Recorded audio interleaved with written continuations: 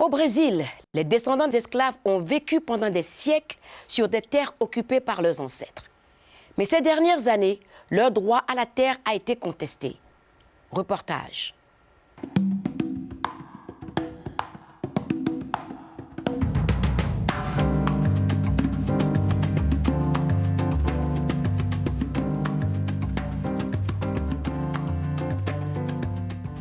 Le Brésil a été bâti par des esclaves. Tout ça a été bâti par des mains d'esclaves. Le professeur Hélio Santos est président de la Fondation pour l'égalité raciale, une organisation non gouvernementale au Brésil. Au total, environ 10 millions de personnes ont été enlevées en Afrique à l'époque de l'esclavage colonial. Nous en avons accueilli 4 millions. L'esclavage africain était un commerce important au Brésil. Les esclaves noirs étaient traités plus comme des matières premières que comme des êtres humains, occupant une place importante dans le commerce international pendant le colonialisme et stimulant l'économie du pays. Au Brésil, on trouve des pelourinhos un peu partout. C'est un lieu où l'on vendait et torturait les esclaves. Les Noirs étaient soumis à la torture.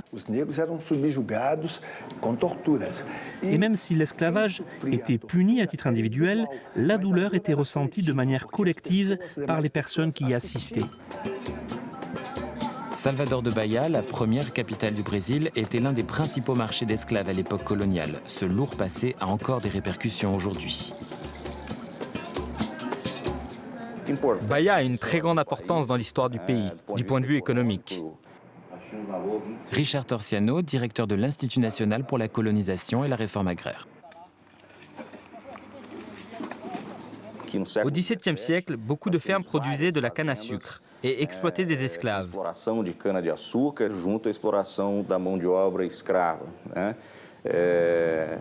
C'est l'un des États où l'on a identifié le plus grand nombre de communautés quilombolas. Les quilombolas étaient des esclaves qui s'étaient échappés des plantations et avaient établi leur propre colonie sur de petites étendues de terres agricoles. Ces colonies sont connues sous le nom de quilombos et beaucoup existent encore. Le quilombo, c'est un endroit où l'on trouvait des Noirs qui n'acceptaient pas l'esclavage. Certains quilombos étaient composés de 3 personnes, et d'autres, comme le quilombo de Palmarès, en comptaient 40 000.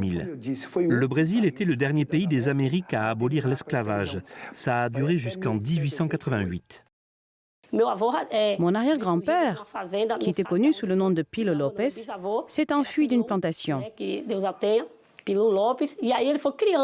Mon grand-père, Samuel Lopes, a fondé ce quilombo.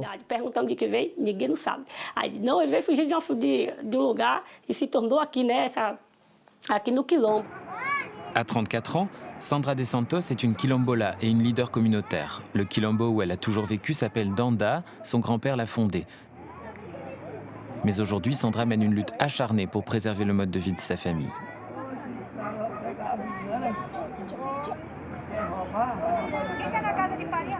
Ce qui a déclenché tous les problèmes, c'est le moment où une femme, qui prétendait être une héritière, est venue nous dire de quitter les terres, que ce n'était pas notre place, que nous n'avions plus à vivre ici.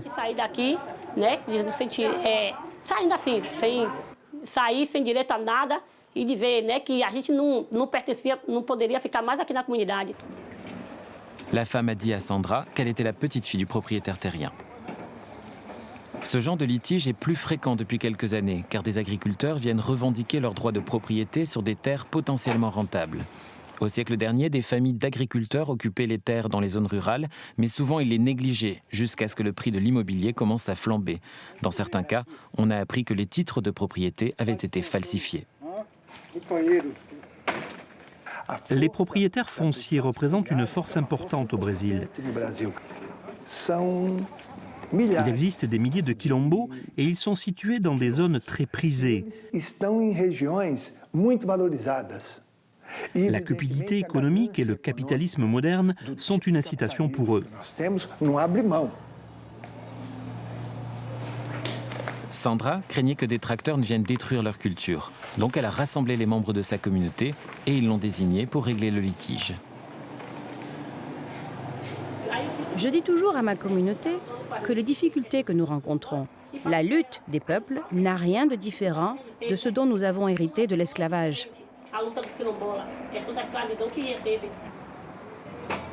Sandra a fait appel à Richard Torsiano de l'INCRA pour en savoir plus sur une nouvelle clause sur laquelle elle est tombée pendant ses recherches sur les lois foncières, quelque chose qui pourrait sauver le quilombo.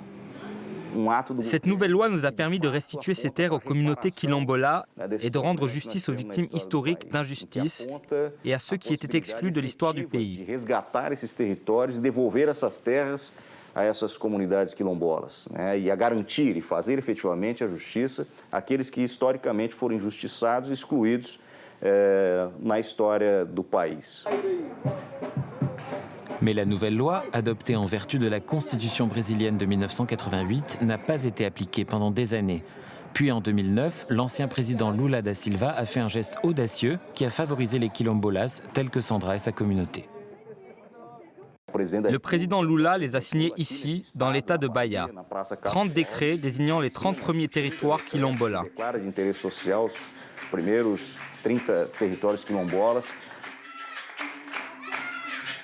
Cela signifiait que les quilombolas devenaient les propriétaires officiels de ces territoires.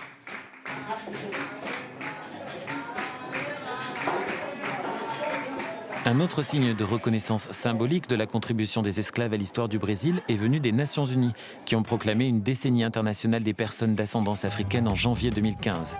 Le thème de cette décennie, reconnaissance, justice et développement. Je pense que cette décennie d'ascendance africaine devrait servir non seulement pour la citoyenneté des personnes d'ascendance africaine, mais également pour montrer au reste du monde ce que les Noirs ont fait pour l'Europe, ce que les Noirs ont fait pour l'Amérique, puisque nous avons aidé à la construire. Le professeur Santos sait que même si l'esclavage est terminé, la lutte des descendants d'esclaves continue. Mais Sandra est déterminée et reste confiante en l'avenir de sa communauté. Le titre de propriété est à portée de main. Nous en sommes au dernier stade.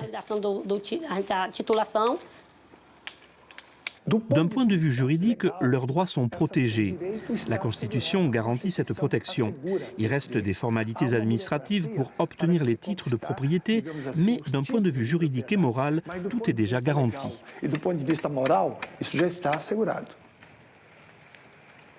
C'est un privilège pour notre communauté de Danda d'être la première communauté à recevoir un titre foncier ici, dans l'état de Bahia.